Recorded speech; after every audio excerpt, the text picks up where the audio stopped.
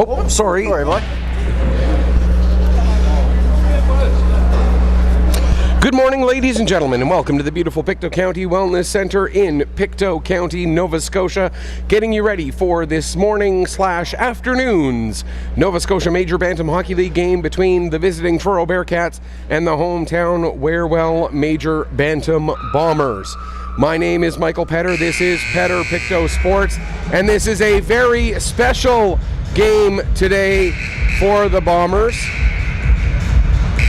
as they are hosting the Make-A-Wish game. Today's game is a fundraiser for a very special young man, and we'll talk more about that as the day goes on. But as you can see on your screens, the Bombers are in blue jerseys with the Make-A-Wish logo on the front. The Make-A-Wish Foundation fundraiser game today, a very, very special, very fantastic event that will be taking place throughout this game. A lot of fundraisers going on here in the building. There's some items up for silent auction, up for sale out in the lobby. A lot of great things going on here as part of this event, as the Wearwell Major Bantam Bombers are hosting this game here this afternoon, or this morning and into the afternoon.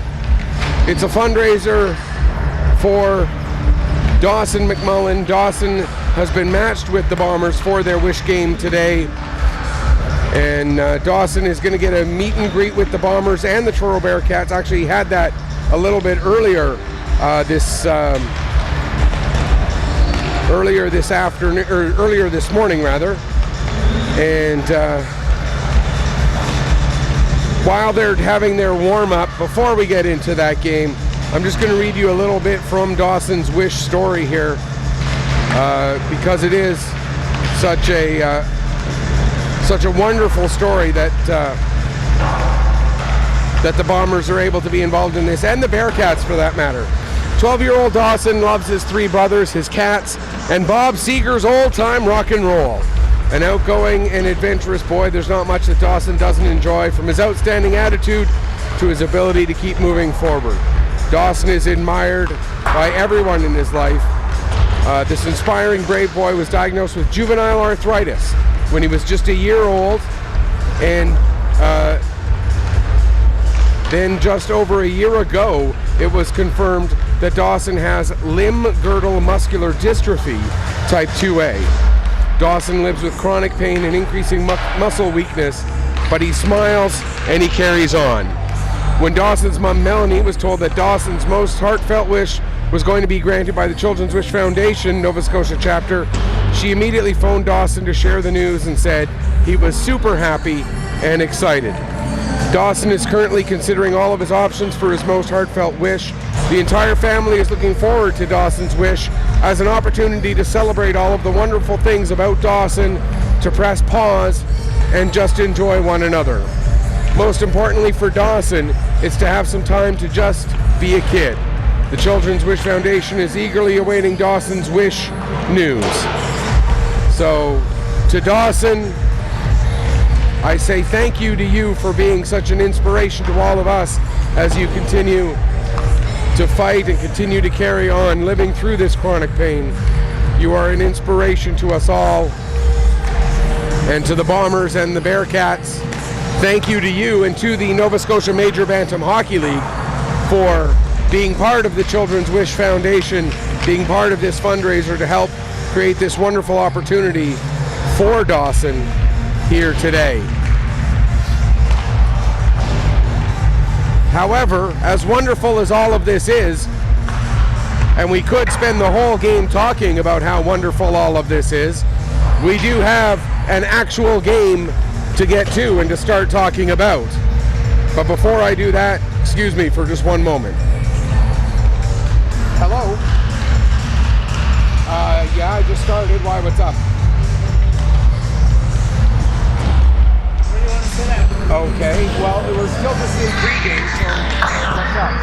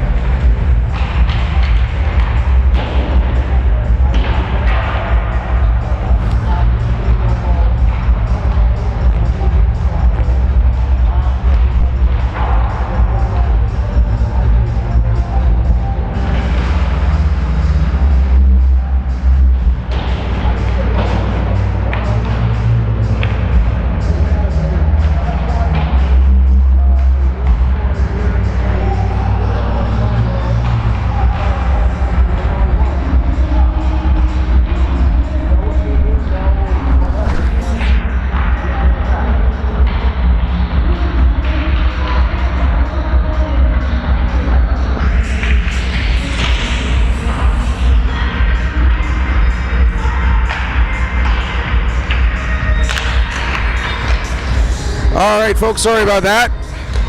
We are back and getting ready for this game between the Bombers and the Bearcats. Again, if you're just joining us, the Bombers are in blue for the Make-A-Wish Foundation. The Bearcats in white. This game has a lot of significance for both of these teams, as playoff positioning is still up in the air. The Bearcats could finish in third, they could finish in fourth, they could potentially finish in fifth, depending on what happens in games today. If they finish in third, they would be playing either Bedford or the Cougars out of Cape Breton in the playoff round. If they finish in fourth, they could face the Cougars or Bedford, or possibly, actually no, it would still be the Cougars or Bedford. And if they drop down to fifth, which is possible, depending on how the tiebreakers play out, they could be facing the Rangers or possibly the Novas. For the Bombers, they could finish fifth or sixth, depending on what happens in this game as well as what happens in the game involving the Storm out of Cole Harbour. The Bombers' potential first-round opponents then are either the Novas out of Antigonish or the Rangers out of the East Hants area. But it all depends on what happens not only in this game, but in other games today, including a game that got started almost half an hour ago between the Storm, again, who play out of Cole Harbour, and Excel Physio of Halifax. The game involving the Gulls and Rangers, the game involving the Cougars and Novas, which gets started about half an hour from now. The game between the Whalers and Lumberjacks, which gets started at 2 o'clock this afternoon. And still more games, which have to be played on Wednesday and Saturday to wrap up the regular season as makeup games from ones that were postponed earlier this year. So a lot still left to be determined as far as playoff rankings and everything else. And those who are not familiar with the Nova Scotia Major Bantam Hockey League, the playoff format is a little bit different than you might be used to. There are 12 teams in the league. All 12 teams make the playoffs. 1 plays 12, 2 plays 11, 3 plays 10, so on and so forth. The winners of the 6 series advance to the provincial championship tournament, as well as the host team, which this year is the Wearwell Major Bantam Bombers. Now, if the Bombers win their playoff series, then what happens for that 7th team is the top team that loses its playoff series will advance to the tournament. For example, if the Bearcats finish third, somehow end up losing their first round playoff series, but both the first place Gulls and the second place Excel Physio win their playoff series, then the Bearcats would make it if the Bombers won their series and earned their way in. So there's still a lot left to be determined before we get to the Major Bantam Championship Tournament for Nova Scotia, which will be taking place here at the Pictou County Wellness Centre next month. And of course, the winner of that tournament will then go on and play for the Atlantic Major Bantam Championships. And that will be played, if memory serves, in Newfoundland this year. Let me just double check that. As we look it up, the Atlantic Championships for Major Bantam this year are actually being held in St. Margaret's Bay here in Nova Scotia, so I apologize for that. That'll be taking place the weekend of April 4th through 7th down in St. Margaret's Bay. So if the host team for that tournament, which I believe would then be considered the Gulls, because I believe it's the Gulls who play out of St. Margaret's Bay. Yes, it is. If the Gulls end up winning the provincial tournament, then the provincial runners-up would get the Nova Scotia spot in Atlantics. So still a lot of maybe, possibly, could be, might be still to go here in this season. And of course, speaking of Atlantics, we should point out that there is an Atlantic Championship tournament that will be played here in Pictou County. April 4th through 7th, the Pee Wee AAA Atlantics will be played here at the Wellness Centre. And here on Pictou Sports, we will have the entire Pee Wee AAA Championship Tournament, April 4th through 7th on Pictou Sports. And we look forward to having you joining us for all of those games, as the Pee Wee AAA Pictou County Crushers will be hosting that tournament. Looking forward to that one. Speaking of Bearcats and Pictou County teams, Truro versus Pictou County, we had a game here earlier today between those same two municipalities, but at the Bantam AA level, and the Pictou County Bantam AA Crushers were handed their first loss of the regular season by a score of 4-3 by Truro earlier today here on this same sheet of ice. Does that bode well as an omen for the major Bantam Truro Bearcats? Well, we'll have to wait and find out. For the Crushers, it was their first loss of the Bantam AA regular season. They have lost a couple of games here and there in tournaments, but that was their first regular season loss. So a bit of a surprise for them, to say the least. Lost by a score of 4-3. They had the goalie pulled in the final minute. They had some chances to get that tying goal, but just were not quite able to do so. Again, a big thank you to everyone here joining us on Pictou Sports through Ustream.tv.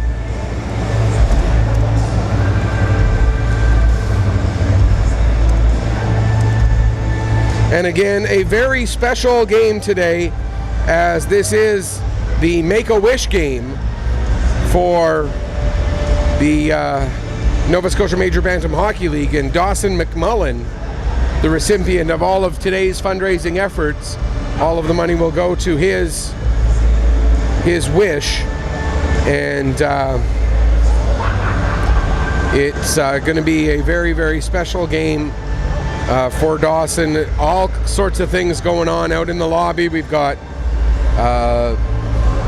auction items and bake sale items and all kinds of great things going on. So again, I want to extend my thanks personally to both the Bombers and the Bearcats, to the Nova Scotia Major Bantam Hockey League, and my kudos to Dawson for his strength, his courage, as he continues to battle both juvenile arthritis and also the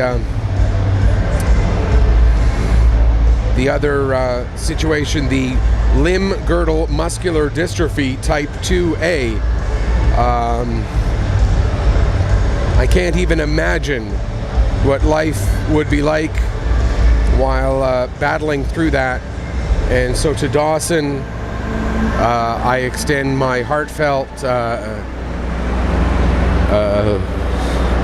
thanks for your inspiration and your strength as you continue to battle against these debilitating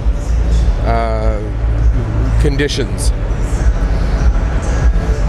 Should be a great game for you to enjoy here this afternoon, or this morning into the afternoon, as we've got the Bantams of the Bearcats and the Wearwell Major Bantam Bombers facing off against each other.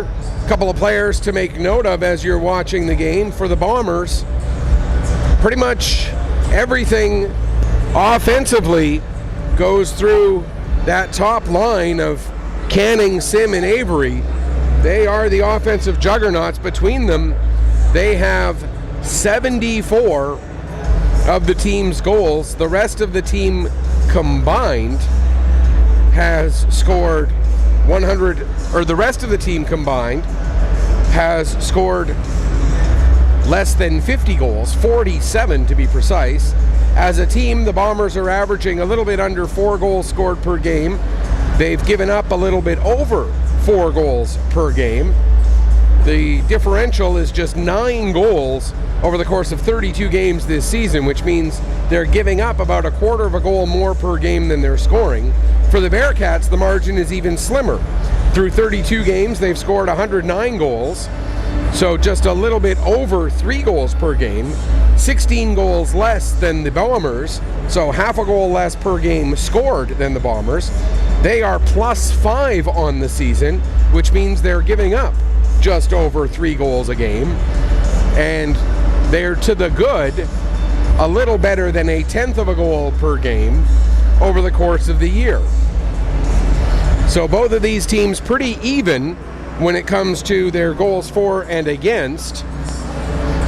Truro again +5 over 32 games. The Bombers -9 over those same 32 games. This is the third meeting of the season between these two teams. The first one here at the Wellness Centre after the teams split games played down at the Rath Eastland Community Centre. Back in late October, the Bearcats won by a score of 4-2. And then on December 8th, the Bombers went into the Rath Eastland Community Centre and beat the Bearcats by a score of 3-2, a game that we actually had here on Pictou Sports, as the Weeks Junior A Crushers were playing the Bearcats that same day in that same building. So I made the trip down and did the broadcast of both of those games, since I figured, hey, why not get 2 games for the price of 1 trip? As mentioned, Canning, Sim, Avery, the big offensive unit for the Bombers. When you look at the offense of the Bearcats, a lot of their offense rolls through number 15, Bryson Curry. All he's done so far this year is score 38 goals in 29 games, get another 25 assists, so he's averaging better than 2 points per game so far this year, far and away leading the Bearcats. You look at a couple of other players of significance. Nicholas Marshall averaging better than a point per game as well, with 39 points in 29 games. Braden Schmidt and Andon Firmage almost to a point per game, but only those two are above a point per game. I mentioned those top 3 for the Bombers. Also have to make note of Blaze McDonald, who's been having a great season as well. For McDonald, he's averaging better than a point per game as well, with 19 goals, 11 assists for 30 points in 29 games this season. He did miss a few games due to some injury situations, but should be some players to watch there. A player who has impressed me a great deal, not necessarily for offense, but more so for his defense. A guy to watch is number 24, Dylan Contuck. And in the previous meeting between these two teams that I had a chance to call, a player who really impressed me was number 9, Ben Thompson. So those are a couple of other players to watch for both the Bearcats and the Bombers. Looking at your starting goaltenders for today, Cole DeRosier will start for the Bearcats. DeRosier will come in with a record of 9-5, a goals against average of .286.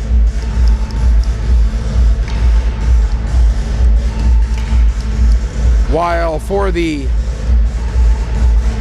Bombers, it's going to be Cole Goss getting the start, coming in with a record of 7-7 and a goals against average dead on 4.5.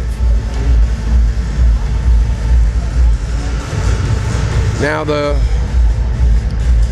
Bombers hopefully will all be wearing their regular numbers.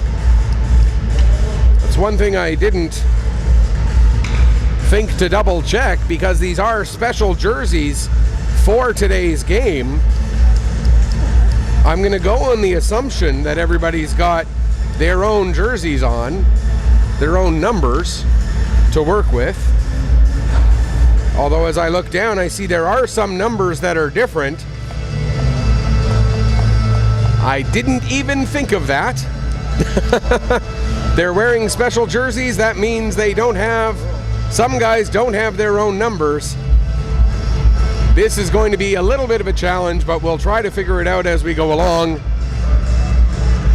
That's what I get for not being properly prepared.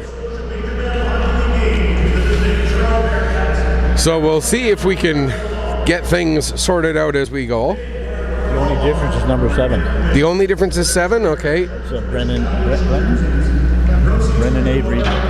Brendan Avery is wearing 7, okay.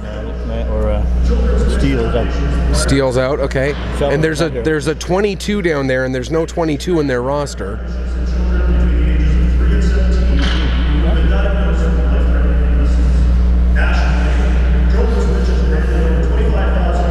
So Tanner Steele is out. Brendan Avery is wearing 7. Okay.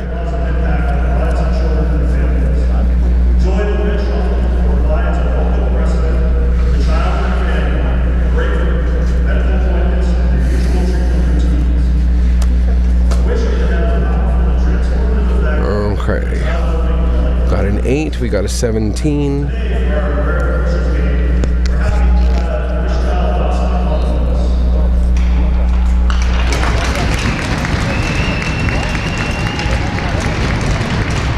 Building contact 22. Contact's 22. He always wore number 4. Okay.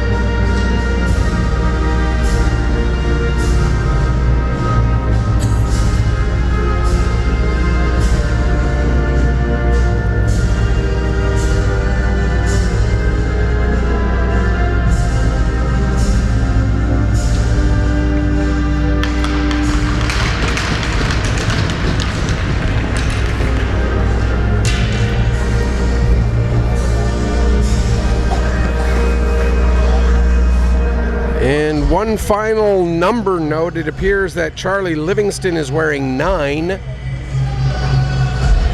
So I think we got all that straightened out now. I think we've got it figured out as to who is who. We can tell you the starters for the Bearcats in front of goaltender Cole DeRosier will be Josh Chisholm, Jeremiah Martin, along with Bryson Curry, Aiden Firmage and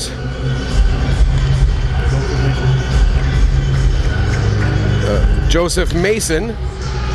While for the Bombers, not a big surprise, it is that combination of Sim, Canning, and on the defense there, it's McKay who has the puck right now, who plays it across to Young. Young working up the wall there, intended for Zachary McInnes, the third player on this forward line, but now Canning has it. He'll dump it right in, and the first shot right on, just 12 seconds in, the dump in, and it's held on to there by DeRosier. He'll hang on for the first face-off of the game, as mentioned.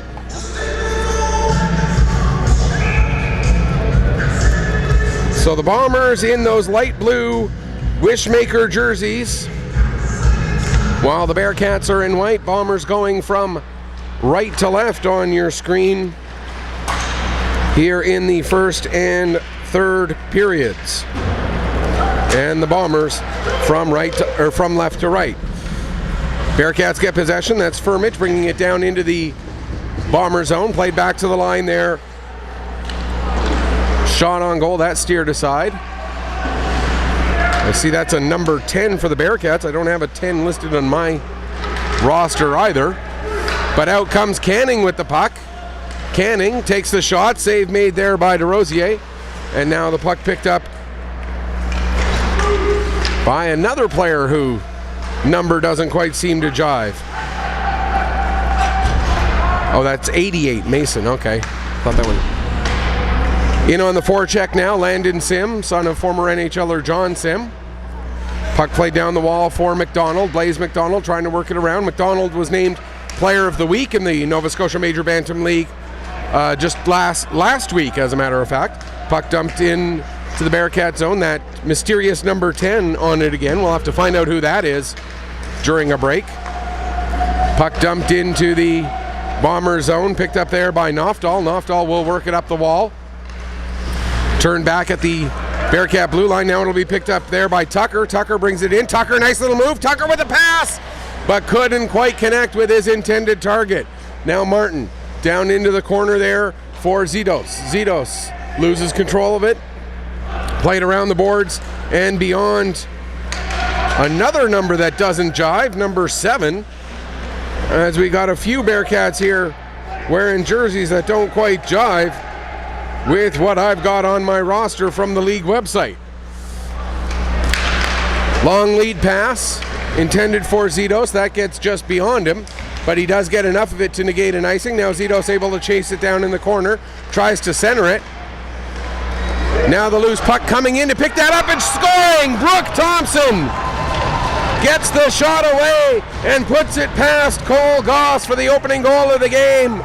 Brooke Thompson at 2:23 gives the Bearcats the 1-0 lead.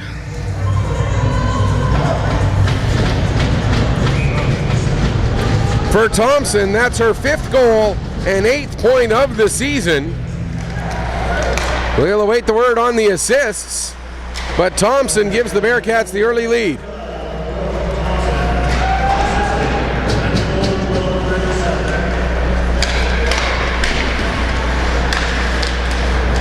Didn't catch the assist there. We'll try and get that information for you in a little later. It came out a little bit muffled, I'm afraid. Now Livingston in the corner in the Bomber zone. Plays it up the wall, and the Bombers able to come out. Here's Chase Nicholas coming in, takes the shot. That goes wide, comes off the end boards. Picked up there by the Bearcats. They get it out to center. Livingston plays it across to McKay. McKay with the second effort gets the puck into the zone. Now Canning knocks down that attempted pass. Canning got his stick on it, but his stick was up in the air. Bryson Curry now just inside his own line, battling to get the puck out of the zone. It does come out, but it's knocked right back in again by Canning. Puck comes all the way around the boards. Picked up there by Ben Thompson. Works it ahead for Bryson Curry, and Curry will get it out down the ice. Not hard enough for an icing, as chasing that puck down was Firmage. Firmage plays it out towards the front of the net. Couldn't get it there cleanly, however. Now a pass out front intended for Mason, but that's broken up. And now Firmage will send the puck back down low again for Curry. He gets stripped of the puck, and out comes McInnes. Zachary McInnes working his way into the zone, gets the puck to Canning. Canning with the backhand shot, save made, and held on to for a face-off. Exactly 4 minutes gone here in period number 1.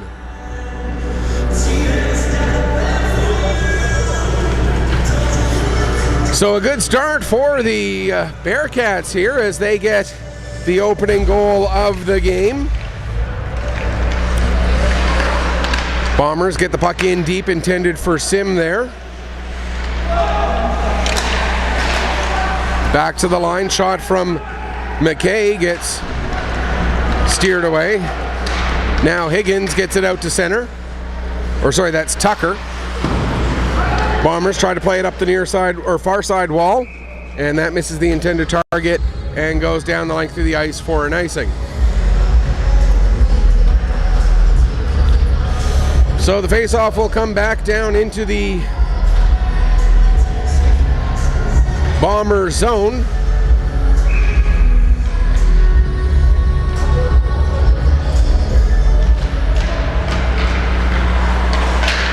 Okay, yeah, we're still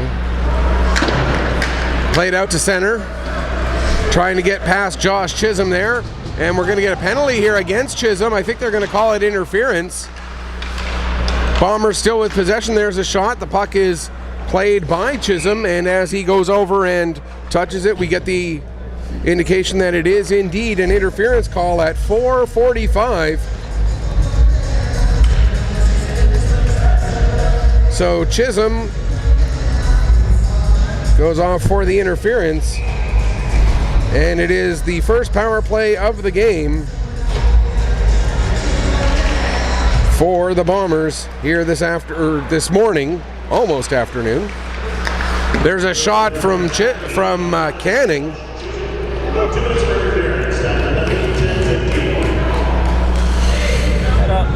And the save made there by DeRosier and held on to for a face-off. Sim to take the draw. Puck won back to the line for Canning. Canning can't get his shot through Zitos. And now it's picked up by Sim. He gives over to Avery. Avery's shot goes off the outside of the post. Canning at the line now gives it to Sim. Sim loses his footing, recovers enough in time to get back onto the puck at the wall to Avery. He lets it go back to Canning. Now Canning will skate it in from the line, gets it knocked off his stick by Thompson. Back to Canning. His shot goes off the outside of the post and comes all the way back to the line where it's held in by Young. Now across to Canning again, another shot. This one's on target, and DeRosier makes the save and hangs on. 50 seconds gone in the penalty to Josh Chisholm. So just to let you know, what we're going to do is during the first intermission, of course it's only a change of ends, so it's not a big long break, but what we'll do is I'm going to run downstairs, take a quick photo or a quick picture of the game sheet to get some names matched to those numbers on the Bearcats that I don't have. So there will be a lack of play-by-play for the first minute or so of the second period while I run down and then run back up. But it just does not make sense to me that there are numbers that don't jive on the Bearcats lineup when they're wearing their own jerseys. There's a shot from Blaze McDonald. That gets blocked. And the mysterious number 7, one of those jerseys I don't have, gets it ahead. Here comes Curry coming in shorthanded. Save made by Goss to keep it out there. Now the puck into the near side corner. Canning will pick up there. 25 seconds left still in the power play. And here comes Canning up through center. Canning into the zone, takes the shot. It goes off the stick of Martin and down into the corner. Now out comes Curry. Here's Bryson Curry getting it across to Fisher, but Fisher couldn't get a shot away. Last couple seconds left in the penalty. And we're back to 5-on-5. Puck played out. Out at center ice with it there was Forbes. He dumps it in. Or sorry, that was Curry who dumped it in. In on it now is Mason. He wraps it around the boards to the near side corner. And the puck down in the corner now. Mason chasing it down himself, gets it back to the line. Thompson with a shot from the point. That's steered away. Now in behind the net. Back to the line again for Thompson. Thompson sends it back down low. Mason behind the net. Mason still with it. Now sends it back for Firmage. Firmage loses his footing behind the net, gets back up, loses it again. Now here's Mason with the puck. Mason will get it back to Firmage, but Firmage can't quite connect with that before the Bombers get on the puck, and now will come Landon Sim. Sim works his way into the Bearcat zone. Sim loses control of the puck, can't get a shot away. Now Sim changes direction in the corner. Sim, a couple of nice moves there. Sim still with it. Tries to skate through 3 Bearcats. That's not going to work, but he does end up drawing an interference penalty at 7:57 of period number 1.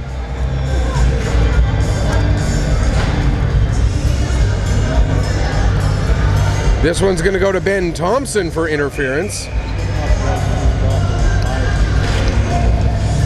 So the Bombers get their second power play of the morning, almost into afternoon now.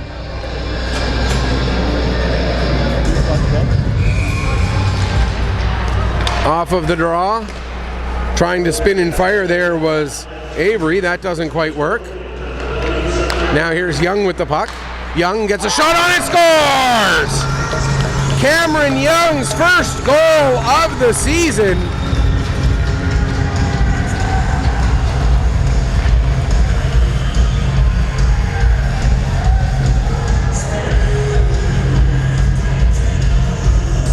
The goal coming at 8:07, just 10 seconds into the power play.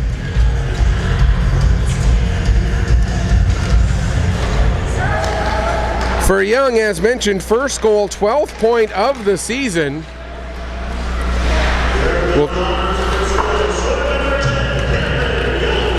Meanwhile, Contact going back to get the puck in his own zone. Avery getting the assist. So Young from Avery at 8:07 of the first period, and the Bombers have tied this game up at 1. Now that puck goes up over the glass and out of play. We'll get a stoppage with 6:24 left to go here in the first period, and we're tied now at a goal apiece. If you're just joining us, Brooke Thompson with her 5th of the season, coming at 2:23, gave the Bearcats the lead, and now Cameron Young, his first of the season on the power play, ties it up. Now I should point out, these stats that I use throughout the course of the game are Nova Scotia Major Bantam Hockey League stats. These do not include any tournament games that these teams may have played. They do not include any exhibition games that these teams may have played, simply because I do not have access to all of those stats from all of those games. Here's number 7, again, that mystery player who does not have a jersey listed on my sheet. Gets it to Aiden Fisher. Fisher over to Zidos. Zidos with the shot, and the save made by Goss. With 5:45 left to go here in period number 1, and the Bombers and the Bearcats tied up at a goal apiece. And again, we will find out who that mystery number 7 is and who that mystery number 10 is for the Bearcats. A couple of players who numbers are not listed on the Nova Scotia Major Bantam Hockey League website. So we got to find out who those players are. They do have a couple of APs listed for the Bearcats, but they also have numbers listed that don't jive with 7 and 10, so we still can't use that as a way of figuring out who's who.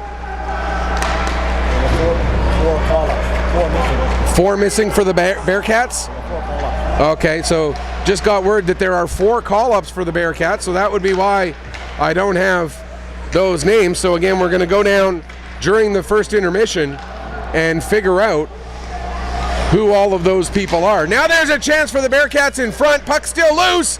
Goss able to keep it out momentarily. Now he covers up and hangs on for a face-off. 5:07 left to go here in period number 1. Glorious chance for the Bearcats there, but Cole Goss able to stand tall and make the necessary saves to keep this a 1-1 hockey game. In on the face-off, Firmage against Sim. Firmage wins it back to the point. Shot does not get through as it was knocked down by Blaze McDonald. Now McDonald will get it up, looking for Canning. But that doesn't connect, and then the Bearcats go to send it back up the ice and end up icing the puck with 4:55 left to go here in the first period. And again, we will have a brief pause in the play-by-play at the start of the second period so I can get downstairs and get the names of those call-ups so that I can call this game appropriately, because I hate not being able to give the players their due by saying their name when they do something well. Puck wrapped up the boards there, held in at the line, shot taken, but that gets blocked. Now comes to the near side and out to center ice.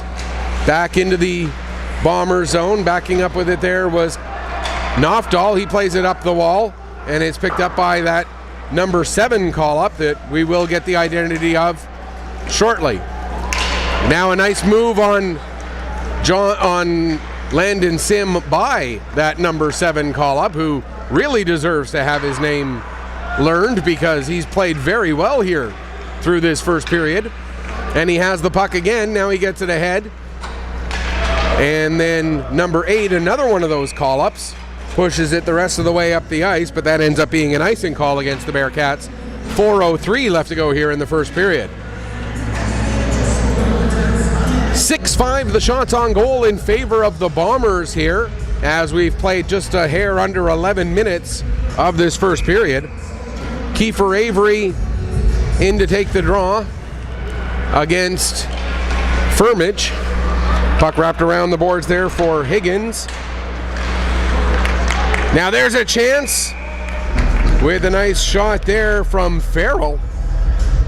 But another save made by, I believe that's Cole DeRosier, although the number indicates that it may in fact be Aiden Sullivan. So I'll have to double check that as well. Sullivan would be another call-up if that is indeed the case. Bearcats can't clear the zone. That shot ends up swinging wide, comes all the way back to the line. Young will send it back down, intercepted by another one of those call-up players. Kontuk can't settle that puck down. It ends up coming into Higgins. Higgins' shot ends up rolling wide as Avery was all over him. Brendan Avery, that is. There's Kiefer Avery, the forward, and Brendan Avery, the defenseman call-up for the Bombers here this morning. Or we're into the afternoon now, so this afternoon. Battling along the boards. Coming out with it there is Avery. Brendan Avery will wrap it around, and it gets to the line, not out, kept in by Thompson. Sent back down below the goal line. Bump behind the net there as Kontuk was in with Firmage. Now it goes back behind the net, and Brendan Avery will pick it up again. Avery plays it ahead to the line and out with a little bit of help from Adam Farrell. And then it's into the Bearcat zone, but immediately turned right back up the other way. Tucker with a nice little move to get it into the Bomber zone, but not very deep, sent back up the other way. And chasing in after it there is Chisholm. Chisholm works it up the near side wall for Tucker. Tucker gets it ahead to Fisher, and Fisher will bring it out. Here comes Fisher. Nice job on the back check there by Kontuk to knock the puck off Fisher's stick. Bombers get it out, but it's brought right back in again, now onto the stick of Ben Wallace.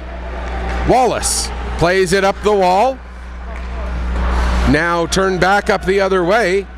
Picked up by Zitos. He gets it ahead, but puts it right onto the stick of Chase Nicholas. Now for Wallace, who dumps it in. 2 minutes left to go here in the first period, tied at 1. Chisholm plays the puck ahead. Turned over, there's a spinning and firing Chase Nicholas, but he gets knocked down by Martin just as he fires the shot and ends up putting it well wide.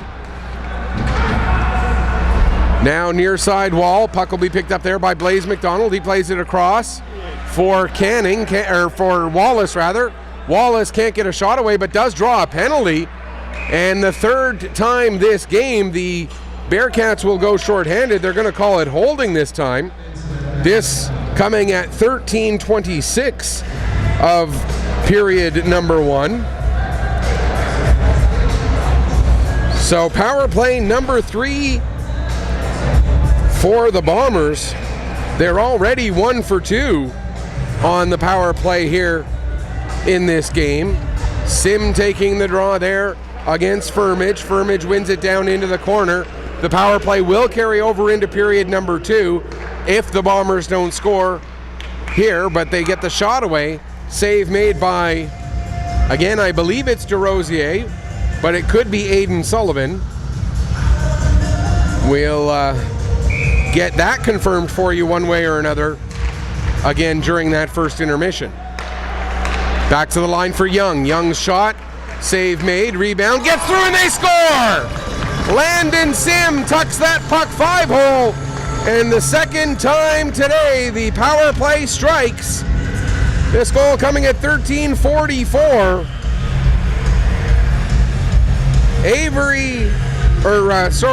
Young should get an assist for the initial shot. Landon Sim, his 15th goal, 51st point of the season, and the power play now has struck twice for the Wearwell Major Bantam Bombers. As we await the official word, but here's the puck dumped in there by Avery as we get confirmation of Sim's goal. And Young does indeed get the assist on that one, gets the only assist on that one. As we're down into the final 40 seconds here of period number 1, and the Bombers playing with a lead for the first time in this game. Martin behind the net with the puck, being hassled there by Avery. Martin still with it. Now he'll flip it high and out to center ice. Knofdahl all over Curry, doesn't allow Curry to get the puck, and now picking up and bringing it in. But taking a hit in the process was Adam Farrell.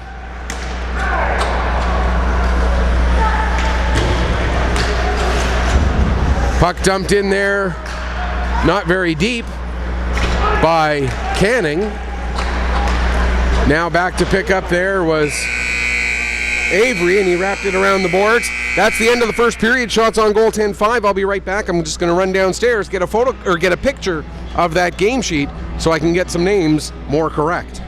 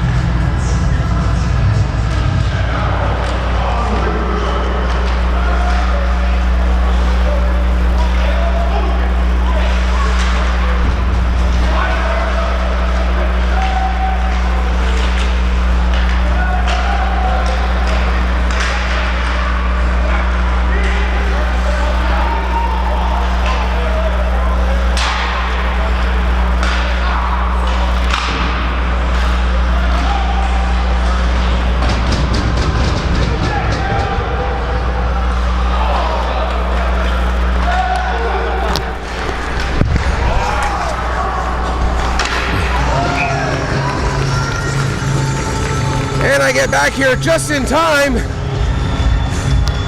to see Canning fire a shot and a goal. So Lucas Canning makes it 3-1. The door to get in was locked. So if anybody watching back home here on Pictou Sports knows who those Bearcat players are, I'm looking for number 7, 8, and 10, and for confirmation of the goaltender. If anybody knows that information, As we get Canning's goal announced, assisted by Sim and McInnes at 42 seconds of period number 2.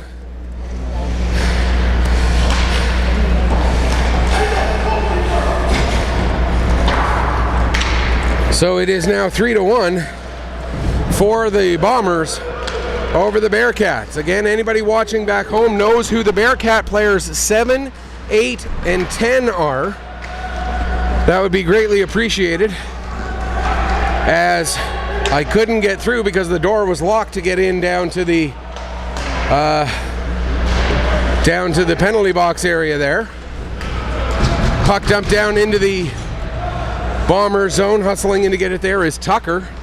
Coming in to help out is Fisher. Fisher gets it around to the far wall, but the Bombers are the first ones there. Fisher, though, able to get back on the puck and send it back in deep. Young back to get it there. Loses it, wrap around attempt, puck still loose! And it squirts over to the far wall. Good chance there for the Bombers. But now here comes Blaze McDonald. McDonald had the puck roll a little bit too far from him, recognized he couldn't get to it, so peeled off on a change. But now a lead pass trying to get to Curry and spring him for a chance. But it ends up going a little bit too far beyond him. And that's an icing call against the Bearcats here. 1:58 gone in period number 2.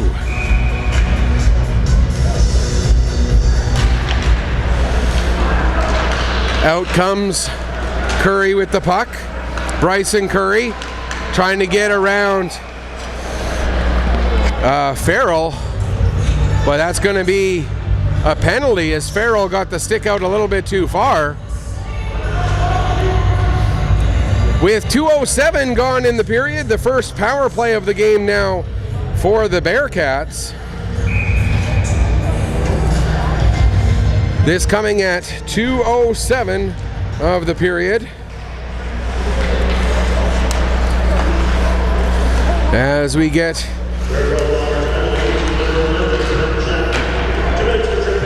actually it's Chapman who's wearing 11. So a call-up player for the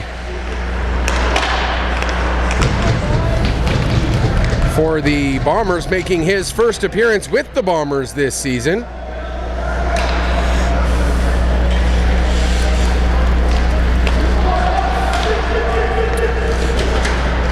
As both of these teams playing with some APs as they go here today. With the puck now, there is Curry. Curry gets it across. Shot from the point taken by Martin, and that's steered aside by goaltender Cole Goss. 1 minute left to go in the man advantage. Curry with the shot again. That doesn't get all the way through. It's knocked down in front. Curry picks up again, and that shot saved by Goss. With 11:49 left to go in the second period, 56 seconds left to go in the tripping penalty to Chapman.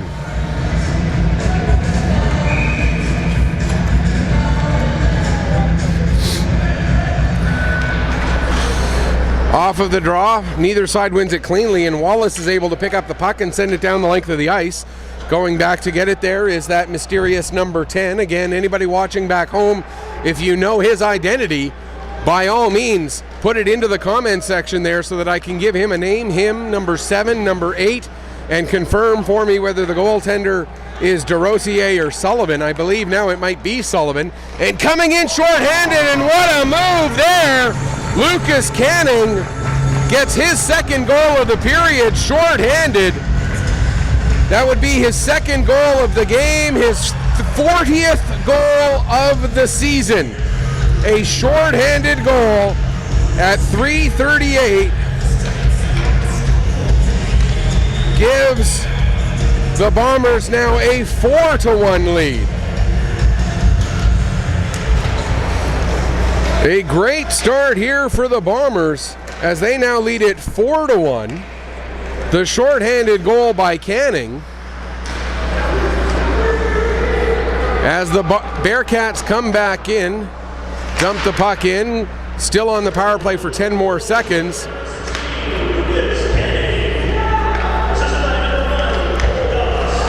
Goss gets the assist, so Cole Goss, the goaltender, getting his first assist of the season, and then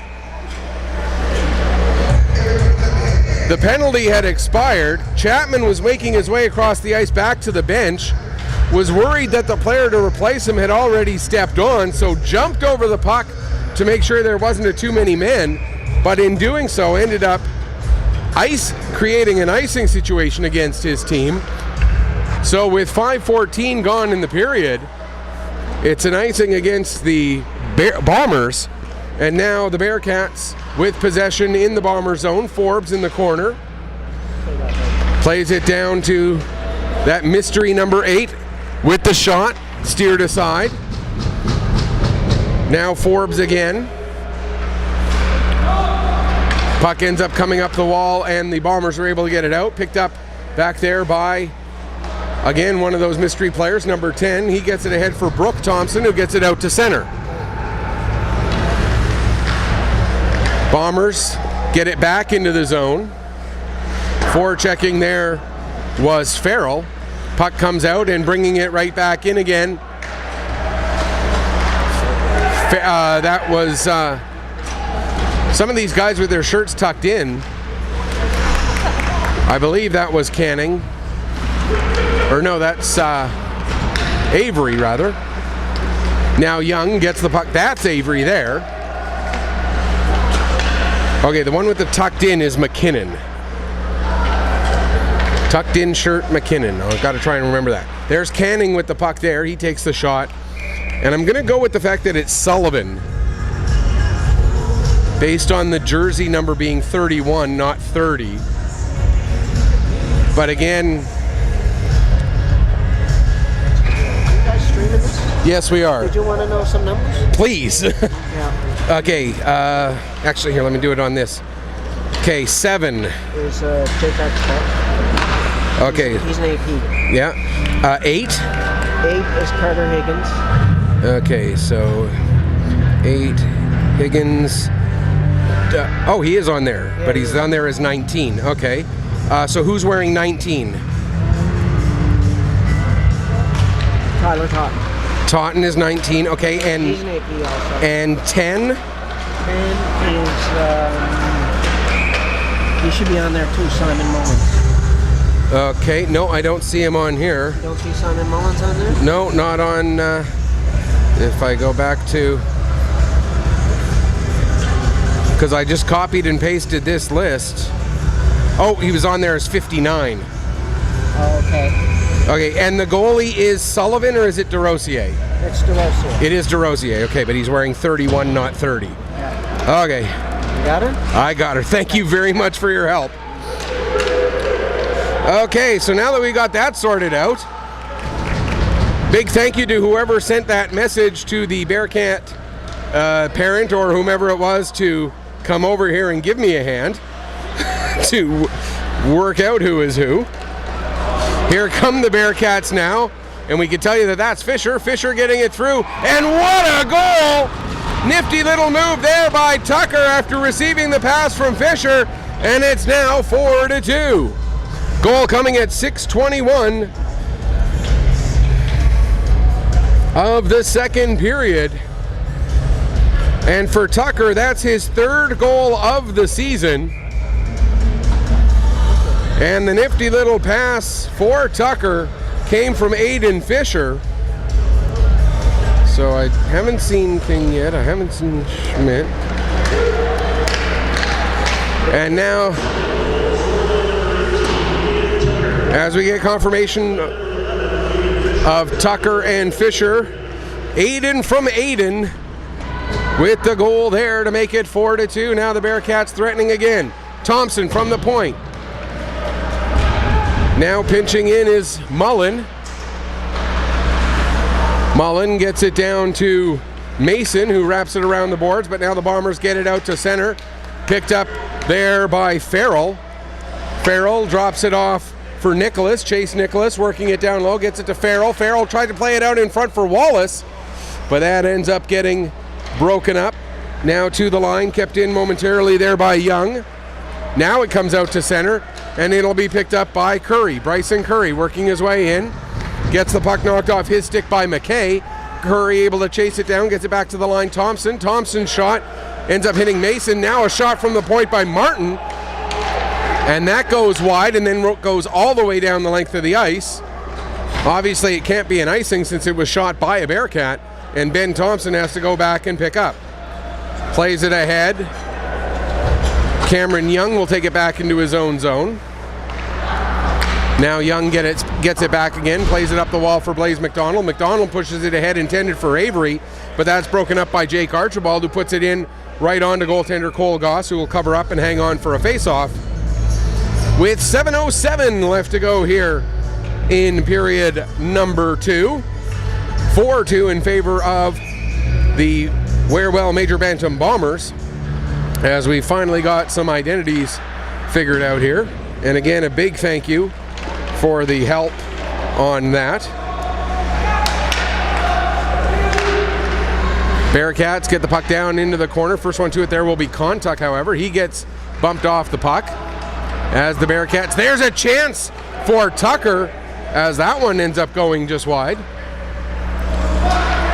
Now flipped ahead, just through Cameron McKinnon, but McKinnon got enough of it to negate an icing apparently. Now McKinnon chases it down, tried to play it out in front, but it gets knocked away, and Aiden Fisher will go and pick up.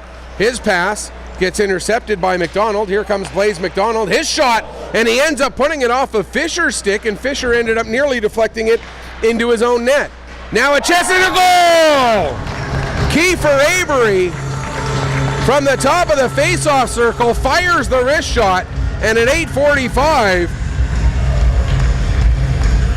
Avery gets his second point of the game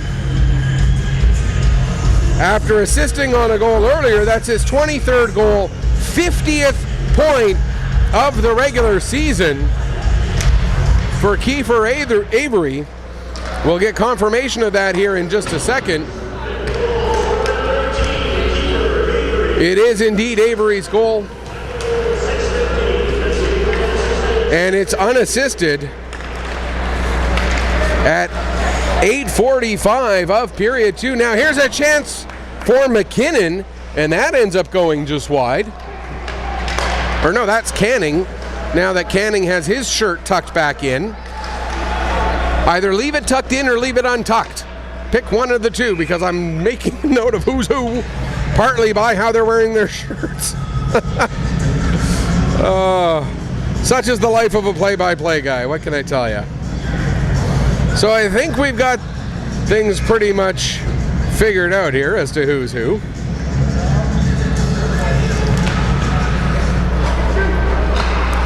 Meanwhile, there's a shot that goes off the crossbar and high.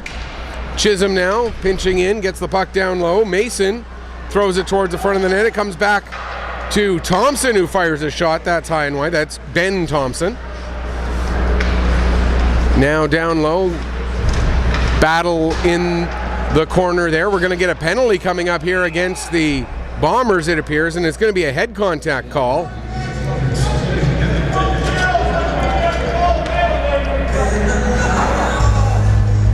And so, no, it's actually going to go against the Bearcats. Bit of a surprise. At 10:48, or sorry, at 9:48, a double minor to Joseph Mason.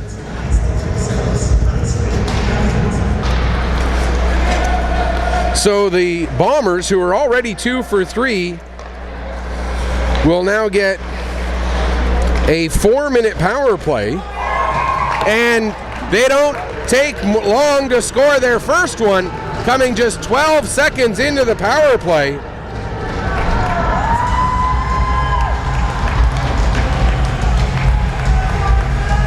So the Bombers now 3 for 4 with the power play, and they will get power play number 5 here. This goal coming at exactly 10 minutes even.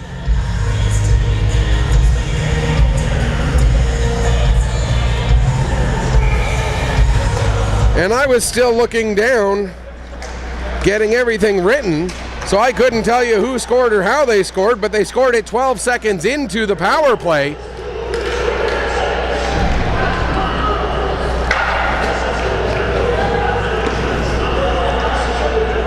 I believe he said Nofdahl unassisted is what it sounded like. So if that is what indeed was said, it's Nofdahl's first goal, third point of the season, unassisted at 10 minutes even to give the Bombers now a 6-2 lead. And here comes Blaise McDonald with the puck into the Bomber zone as the power play continues to work. He gets it to Livingston. Livingston down low. Back to Livingston again. Back up to Blaise McDonald. His shot gets blocked by Firmage, and then getting the puck out to center is Fisher. Now getting knocked off the puck there is Bryson Curry. Curry was at a bit of an awkward angle when he got hit and is a little slow to get up. And now the Bombers get the puck back down into the Bearcat zone. 46 seconds left in this second half of the double minor, but now here comes Chisholm, and a big save made by Goss to keep it 6-2 as the shorthanded chance for the Bearcats nearly came to fruition. Now picking up the puck there is Zach McInnes. He'll send it down into the Bearcat zone. Back to pick up is Chisholm. He'll play it ahead beyond Young and down the length of the ice. Goss comes out of his net, settles it down. Goss gives to Young. And here comes Young working his way up the ice. Young's pass, intended for Canning, got broken up, but Kontuk picks up. Kontuk now down into the zone. Centers it in front. There's a chance for Sim. Puck bouncing around. And it ends up staying out. And now coming back the other way. Here's Bryson Curry. We're back to 5-on-5. Curry coming in. Takes the shot. It just squirts through Goss and just crosses the line. 6-3. Bryson Curry gets the goal.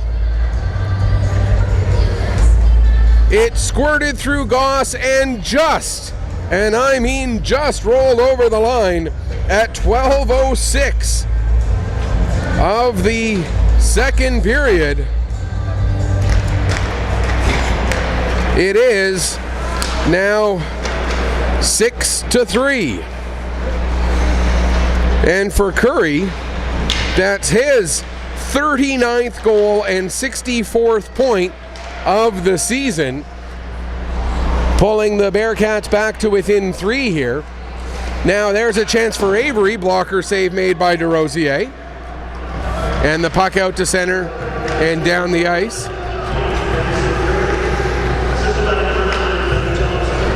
Ben Thompson gets an assist on that one to make it 6-3. So again, Curry from Ben Thompson. Now here pinching in and getting the shot away was Martin. And the save made by Goss, and he'll hang on with 2:08 left to go here in period number 2.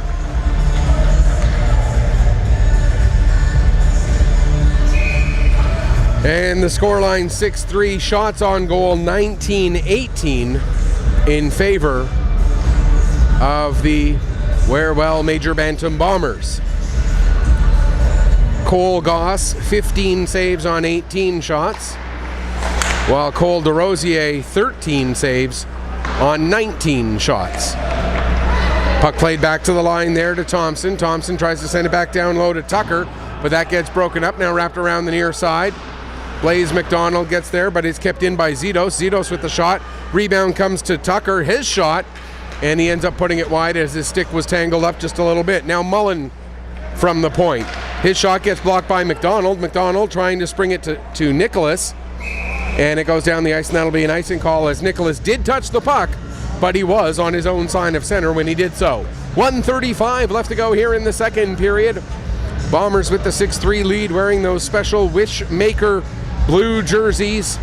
Bearcats in their whites today. Face-off will feature Firmage against Sim. Sim wins the draw over to Young. Young gets it around to McKay. McKay ends up losing it. There's a shot that goes off a stick and well behind the net. Now through the crease, and it comes off the end sideboards, and Avery able to get it out to center. That's McKinnon rather, able to get it out to center.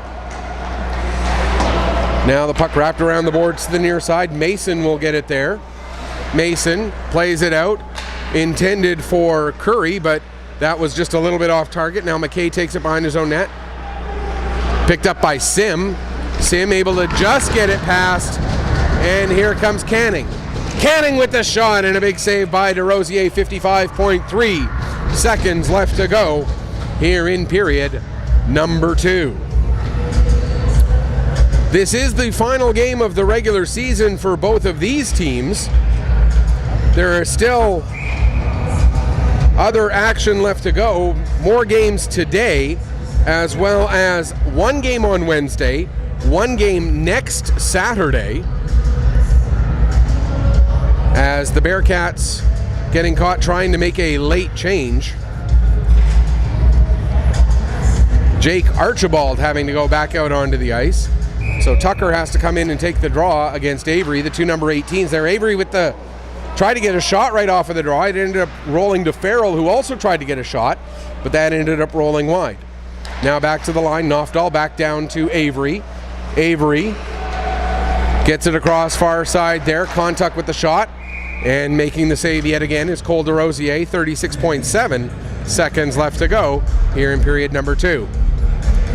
Once again, a big thanks to everybody joining us here on Pictou Sports through Ustream.tv. Don't forget our next broadcast will be later today when the Northern Subway Selects of the Nova Scotia Female Midget League continue their playoff run, taking on the Bussey's Auto Broker Penguins. You can catch that game from this sheet of ice right here later today at 5 o'clock. Our next Bombers game will be game 1 of the playoffs. Opponent and date and time still to be determined. Meanwhile, the Bombers trying to get the puck out of the Bearcats rather, trying to get the puck out of their own zone here in the dying seconds. Not able to do so.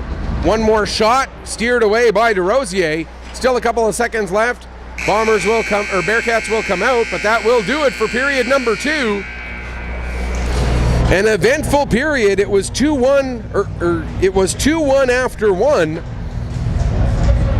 for the Bombers. The Bombers score 4 times here in the second period. Bearcats pick up 2 themselves. The story of this game, Bombers 3 for 5 on the power play and leading by 3. After 30 minutes of play, 2 15-minute periods, it is Bombers 6, Bearcats 3. We're going to take a break, come back, get you ready for the third period in just a little bit. You are watching Nova Scotia Major Bantam Hockey League action here on Pictou Sports through Ustream.tv.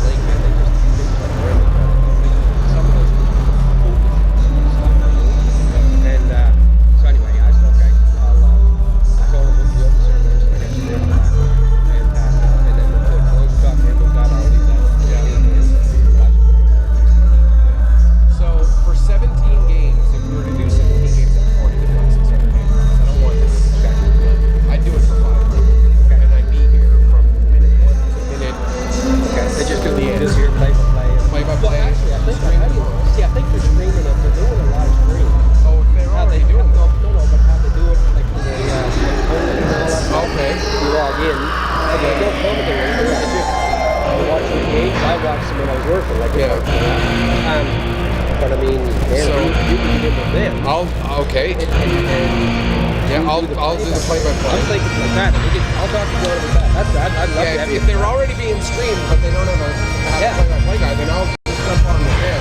Yeah. But I would still need to be. Right, absolutely. Yeah. Whether it's through them or through you guys, whatever. I'll be in touch with you. That's what I did. Because that's what I knew what you were doing. You had mentioned it that day. I was like, listen.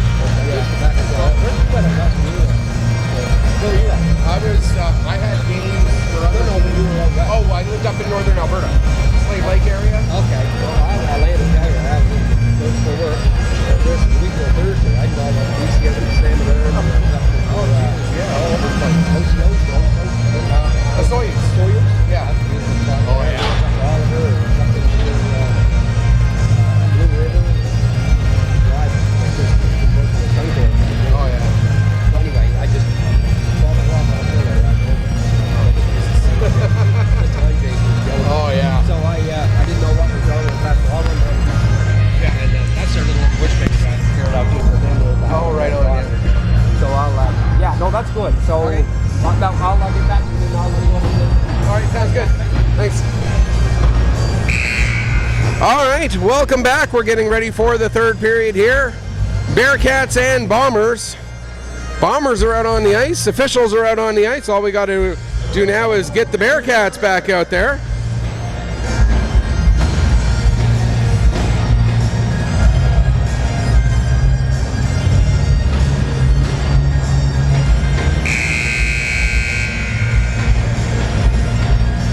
As we wait patiently.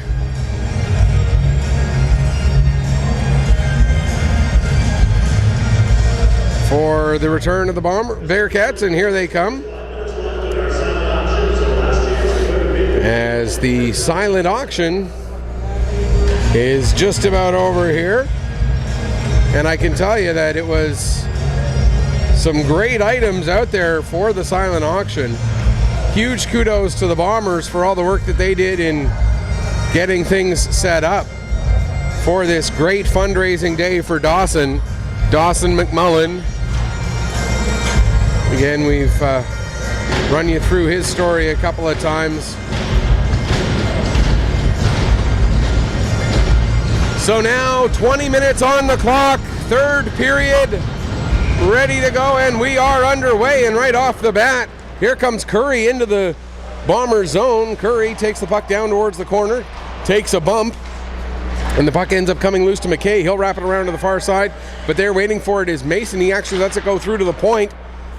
Shot taken by Martin, and that ends up getting deflected well up over the glass and out of play. Cole Goss getting a piece of it there with his blocker.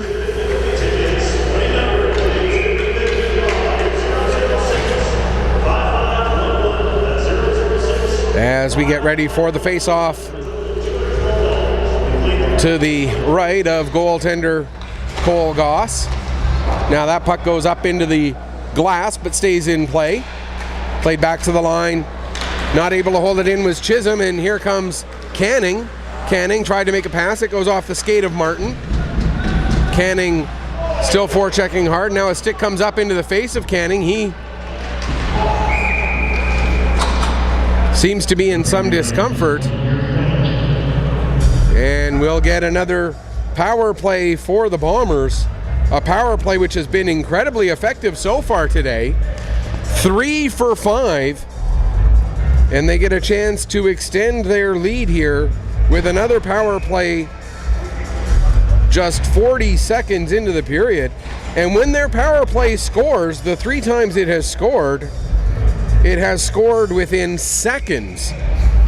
18 seconds into a power play, they scored. 10 seconds into a power play, they've scored. And 12 seconds into a power play, they have scored. The 2 times they didn't score was the 2 times that they went through the entire power play.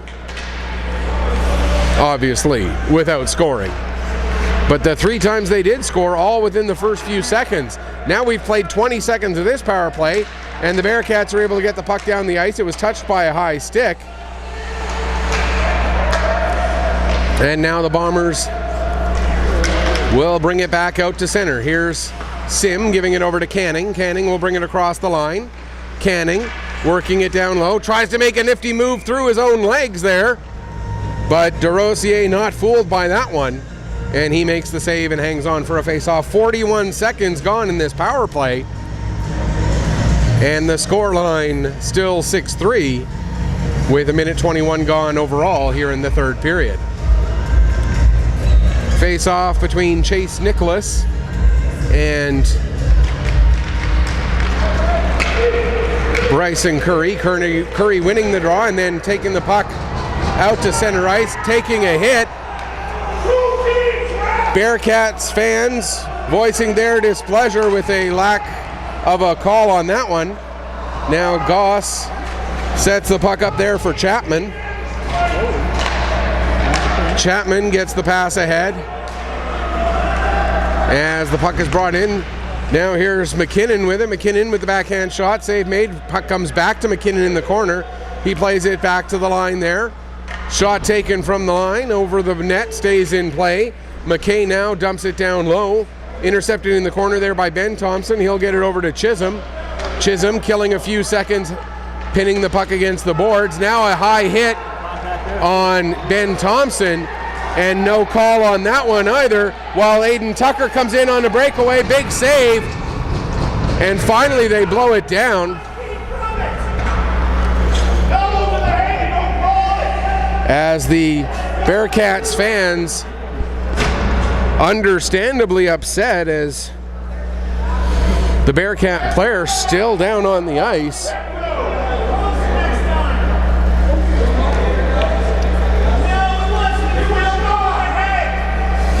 And now the referee's coming over to have a chat with the Bearcat coaching staff to explain the lack of a call.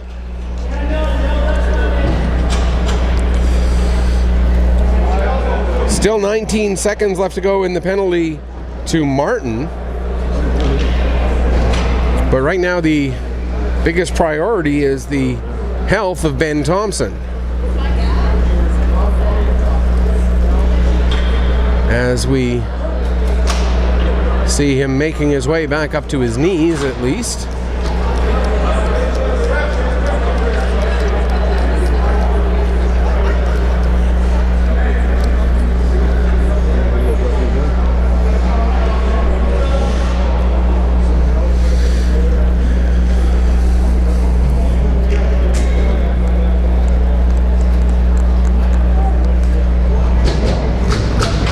And now making his way back to his feet is Ben Thompson, as he will slowly head back over to the bench.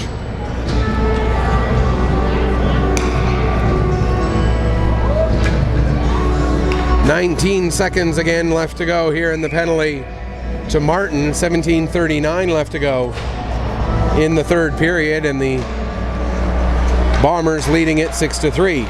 Short-handed chance and another blocker save made there by Goss. Shot from Fisher.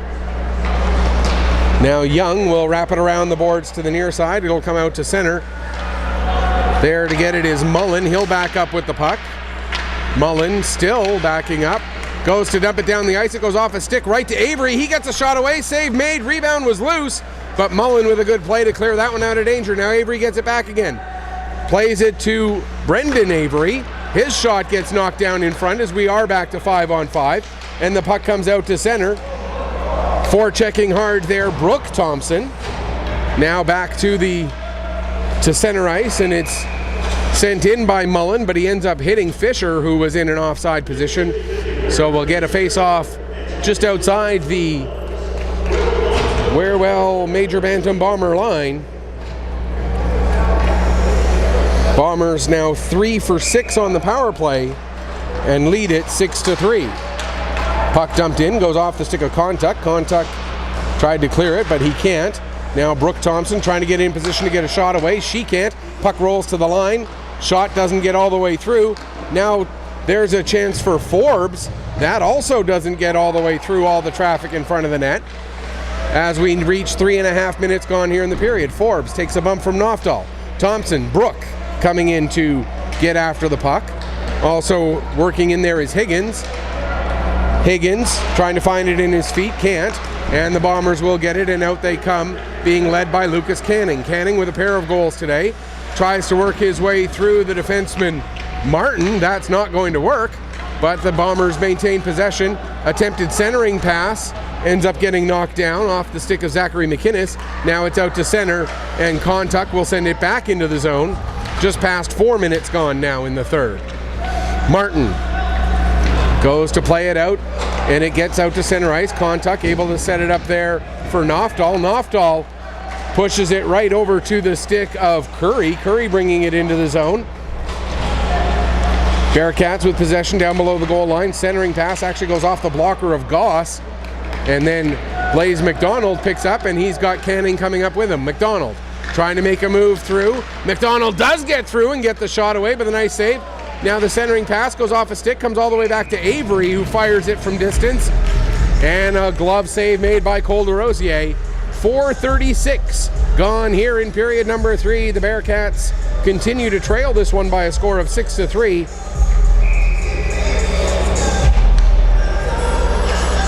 And the face-off to the right of goaltender Cole DeRosier.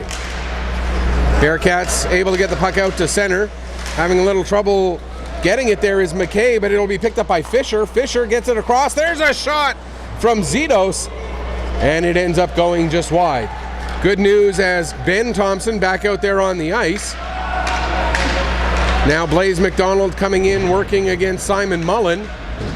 Mullen gets knocked down, and McDonald comes out with the puck. McDonald takes it all the way up the wall.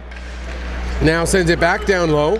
Worked back up the wall again. Now coming near side for McKay. McKay's shot goes off the body of Ben Thompson and into the far corner. Picked up there by Mullen, who gets it out and down the length of the ice. That'll be an icing call against the Bearcats. 14:39 left to go here in the third period. And as we mentioned, this game has a lot of playoff implications, as the Bearcats could finish anywhere between 3rd and 5th. The Bombers could finish 5th or 6th. Obviously, they both can't finish 5th, so if the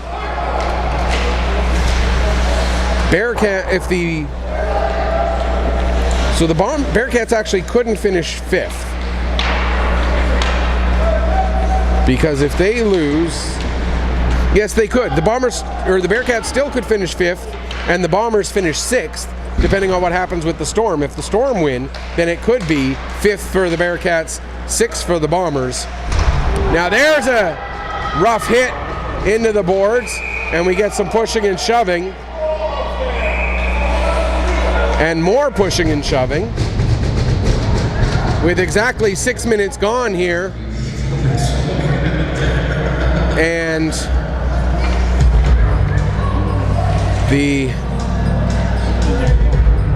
Bombers' Adam Farrell trying to plead innocence. And now it's going to be Chase Nicholas who's going to go across.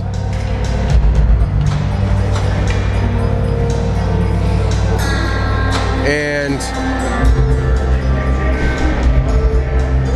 a 2-minute penalty goes up on the board. So power play for the Bearcats here, just their second power play of the game. This one coming at 6 minutes even.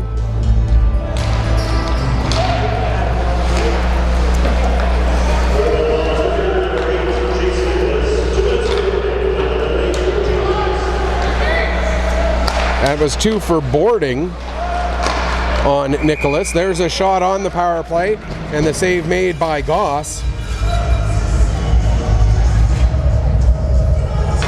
So, second power play of the afternoon here for the Bombers. They are 0 for 1 with the man advantage. Trailing by 3. You got to figure this is an absolutely must convert to try and get themselves back into this one. Puck knocked off the stick of Mason, but he's able to chase it back down. Now gets it down the wall there for Fisher. Fisher gives back to Mason. Mason down low now. Attempt at the wraparound for Curry. Curry then gets knocked down. Curry gets his stick up into the midsection of Young, but Young will take the penalty. Then Young gets his elbow up high. And it's a cross-checking penalty against Young. Then we get some pushing and shoving after the whistle. as the Battle of Mount Tom living up to the hype here, as we've seen many times between two teams. And it's going to actually be coincidental penalties. The initial cross-check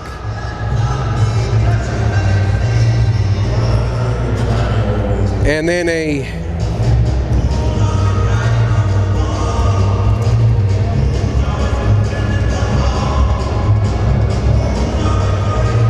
as we wait for the exact description of the penalties here, but it will stay 5-on-4. It will remain a power play from that previous boarding penalty, as we get Young for cross-checking.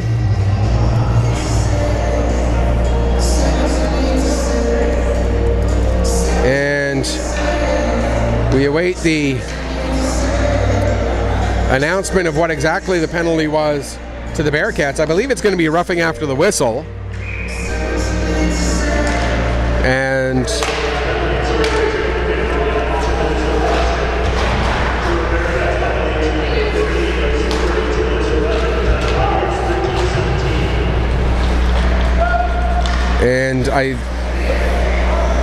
Bryson Curry getting the roughing penalty. So coincidental penalties there at 6:43. Curry for the rough and Young for the cross-check. So it'll remain the 5-on-4 here for now another 45 seconds as the puck is played to the near side, intended for Mason. Mason has a little bit of trouble as it came to him about waist height, but he does chase it down. Mason now skating it back and playing it to Mullen. Mullen with the shot. That goes wide.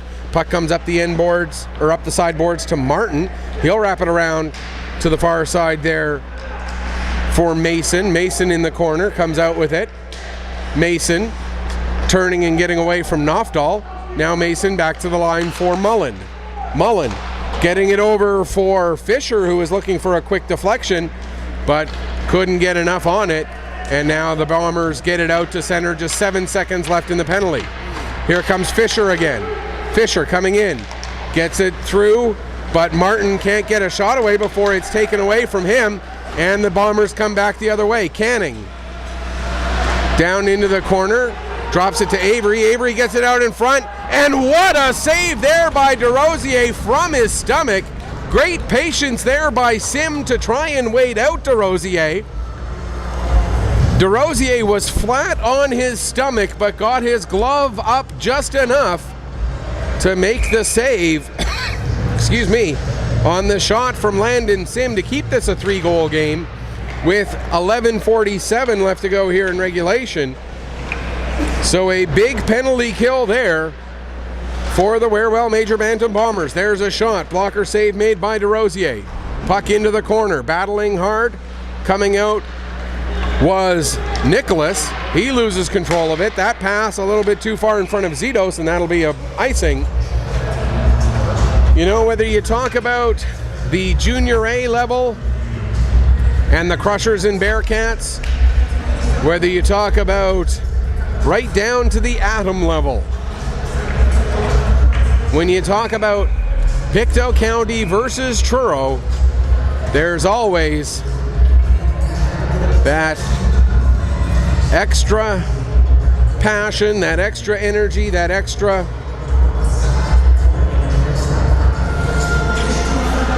little something that comes into this matchup. The Battle of Mount Tom, always a special one, and we're seeing that here today.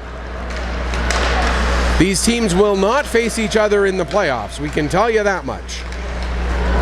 They could very easily face each other in the provincial championship tournament, but there is no mathematical way that Bearcats would finish 6th and the Bombers would finish 7th, because the Bombers can finish no worse than 6th. Here comes McKinnon. McKinnon gets the pass over to McDonald, and another great save by DeRosier. DeRosier picking up his game here in this third period as he's made some incredible saves. Now coming out from the wall, Avery. Avery tries to stuff it in. That's not going to work. Now we got a check from behind on Blaze McDonald. Then we get a late hit on Avery. Now we got yelling and screaming from both sides as both sides wanting penalties. Neither side getting one. And Canning has the puck back down into the Bearcat zone, but it's turned over. Held in at the line there by McInnes. Now it comes out. McKay can't do anything with it. And Higgins will get it over to Zitos, but Zitos loses it, and coming back up is Lucas Canning. Canning gets around the D, gets tripped up, gets the shot away, and DeRosier makes that save. Now here's a chance for McInnes. He has it roll off his stick out to center ice. We're into the final 10 minutes of the third period, and that pass misses the target of Higgins and leads to an icing. The coincidental penalties from earlier finally expire as we went a pretty long stretch without a whistle there. 10:20 gone here in period number 3. And the heavy hitting leading to both benches not being happy with the guys wearing orange. Or at least those little orange armbands. Face off in the Bearcat zone to the left of DeRosier. Won by Truro. Pass ahead intended for Curry. Curry gets it. Now he gets it up to Firmage. Firmage coming in. Firmage tries to take a backhanded shot. That gets deflected way up high but stays in play. Now to the line. Shot taken there. That goes high. And getting after it on the near side wall. Curry down into the corner. Taking a bump there was Mason. Back to Curry yet again. Curry gets bumped off the puck, but he's able to get it back. Curry comes out from the wall, takes the shot, and a pad save made by Goss. Puck wrapped around to the far side. Ben Thompson able to hold it in. Thompson again able to hold it in, but now finally Young gets it out, and it's dumped the rest of the way down the ice into the final 9 minutes. Chisholm, he takes a hit there from Canning. Puck gets to the line, held in by Young. He'll dump it back down low. Getting to it is Chisholm. He gets a bump, but gets the puck ahead to Mason. Mason's pass a little bit too far in front of his intended target, but Ben Thompson able to get it. Now Sim and Curry collide, the two number 15s, as the puck goes to Firmage. He wraps it around the boards, but it's intercepted over there by Adam Farrell. Now Young works it ahead, intended for Farrell, but Mason gets it from him. Plays it back down into the corner. Kontuk will pick up there. Kontuk gives to Young, and Young will start to skate it up. Makes the pass over for Canning. Canning can't get it. And icing gets waved off. Going back to pick up there is Martin in his own zone. Jeremiah Martin plays it back to the near side, where it was played by Ballard. Now there's another chance going around the net.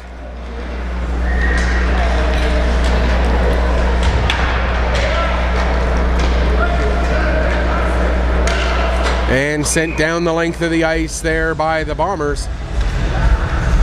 And then an accidental collision between Farrell and Martin.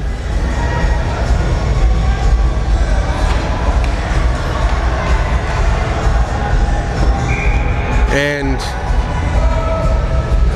Farrell, with a little bit of extra showmanship that, quite frankly, I don't think serves anybody any real purpose at this point in a 3-goal game. Here comes McDonald, trying to get the pass through. Beautiful play there by Chisholm to break that up. Now McDonald gets the shot away on the second chance, and it goes high, and coming back the other way is Fisher. Fisher gets knocked off the puck by McKay, and we'll have an offside against the Bearcats with 7:11 left to go here in period number 3.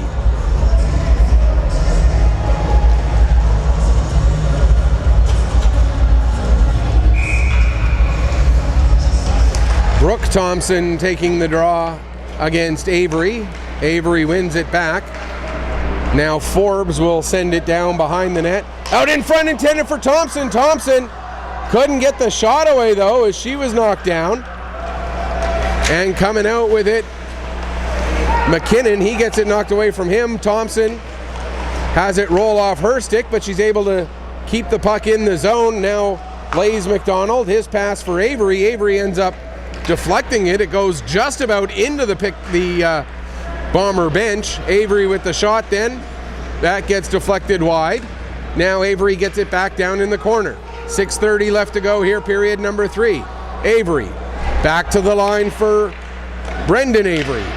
Couple of shots off of the deflection. Now Kiefer Avery gets another high hit delivered. And again, nothing called there. Zach McInnes takes it down into the corner. McInnes takes a bump from a couple of Bearcats players. Now the puck worked up the wall, kept in by Knofdahl. Knofdahl with the shot off the end boards, and it's going to bounce all the way up to Brandon Forbes. Forbes will flip it out to center. Knofdahl will pick up. 5:50 left to go. Young gets the pass ahead for Canning. Canning coming in, gets the shot away. Save, rebound. Delayed penalty coming up against the Bearcats, and as they touch the puck, we will get power play number 7 for the Wearwell Major Bantam Bombers. And this coming at 14:20.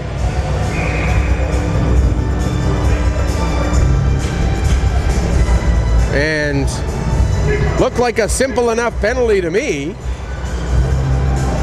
but it's leading to a lengthy conversation.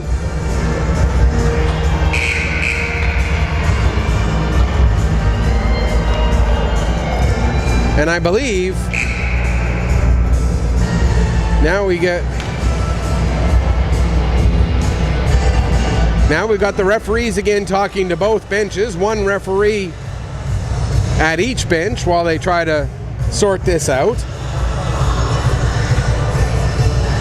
There are other games that are going to be taking place between now and 5 o'clock. 5 o'clock will be our next game to be broadcast here. But the pace at which this one's going, we may end up a little bit behind schedule. So now it appears it's a 2 and 10 that are getting called because Brooke Thompson's coming over to serve. No, actually it's a 5-on-3.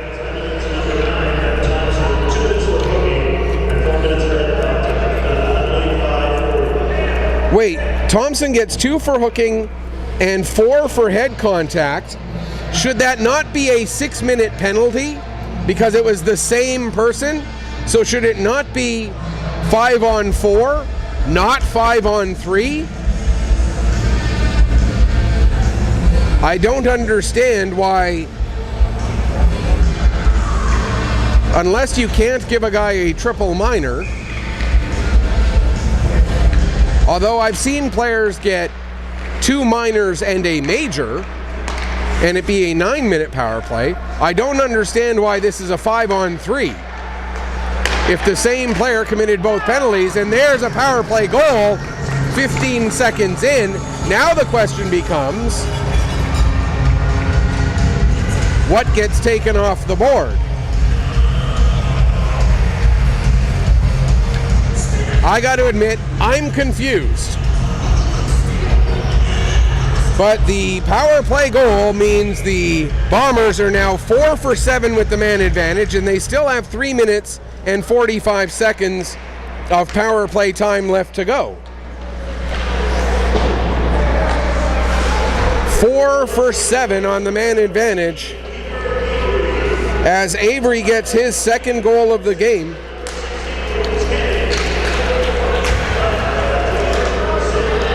Sim and Canning getting assists on that one.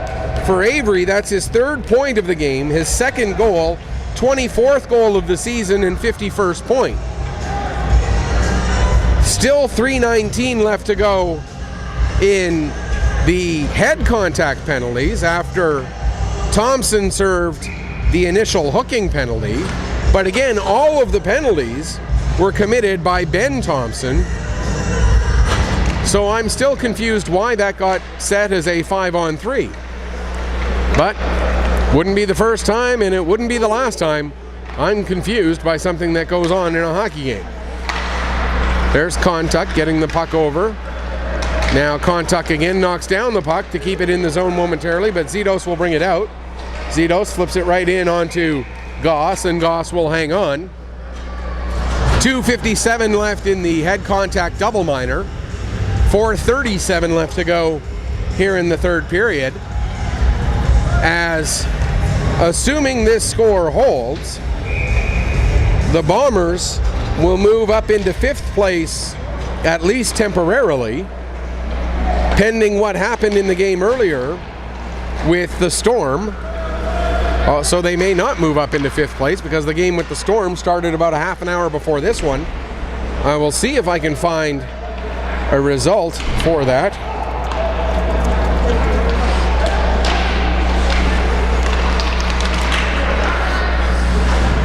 Back to the line for Young.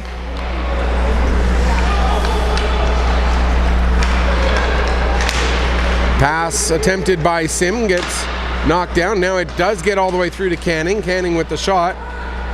As Canning's been shirt tucked out, shirt tucked in, shirt back out, shirt tucked in over the course of this game. Now the puck up down the length of the ice.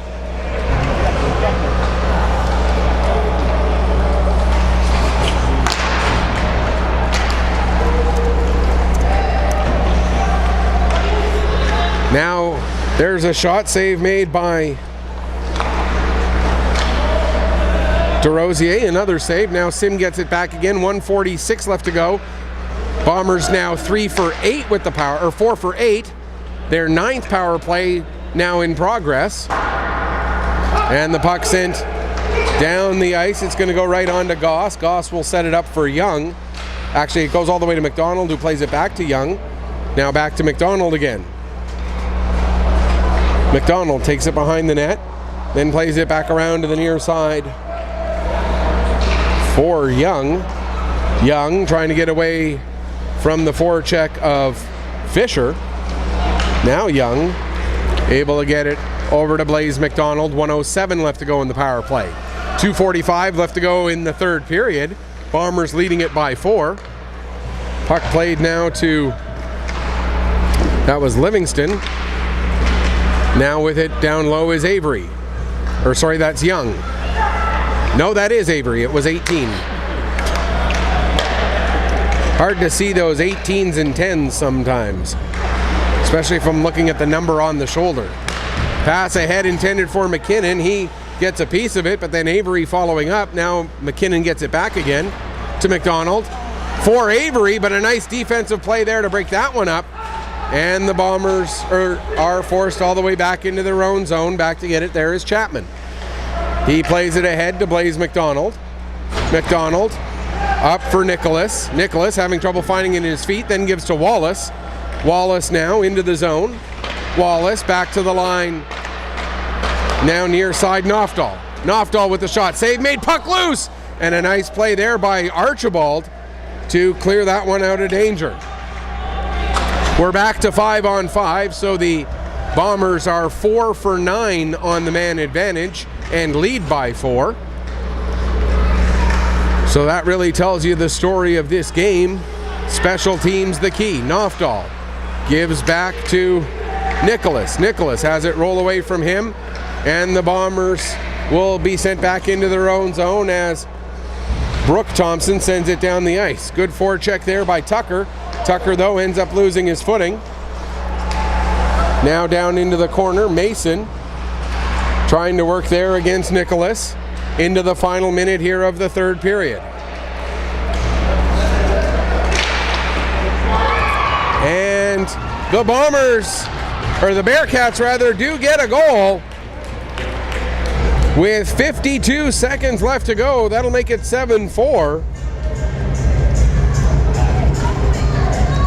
I was looking down to try and see if I could find a score for that game involving the Storm against Excel Physio.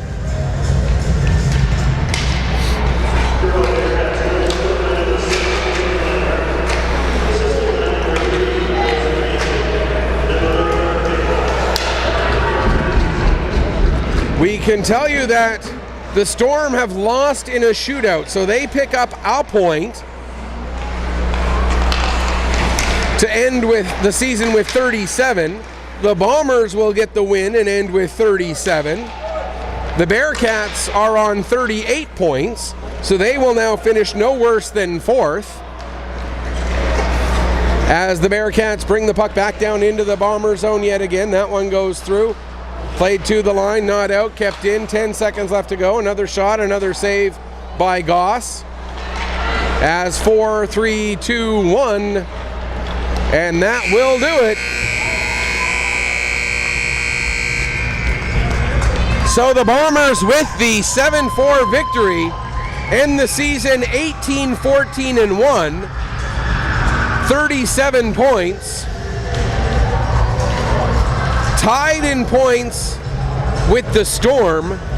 Now the question becomes, how do the tiebreakers play out? Is it head-to-head or is it more wins? If it's more wins, the Bombers got their 37 points with 18 wins. The Storm got their 37 points with 16 wins. So we'll have to wait and see how those play out. And these two teams will face either the Novas or the Rangers. The Bearcats will finish no worse than 4th, depending on what happens with the Lumberjacks, who play later today against Dartmouth, and then again next week against Excel Physio. If the Mustangs are able to get at least 1 point out of those two games against either Dartmouth or Excel Physio, then the Mustangs would finish 3rd, the Bearcats would finish 4th, and the Bearcats would then get the John Old Jim Cougars in the playoff round. Bombers again would either get the Novas or the Rangers, depending on what happens with games today, including the Rangers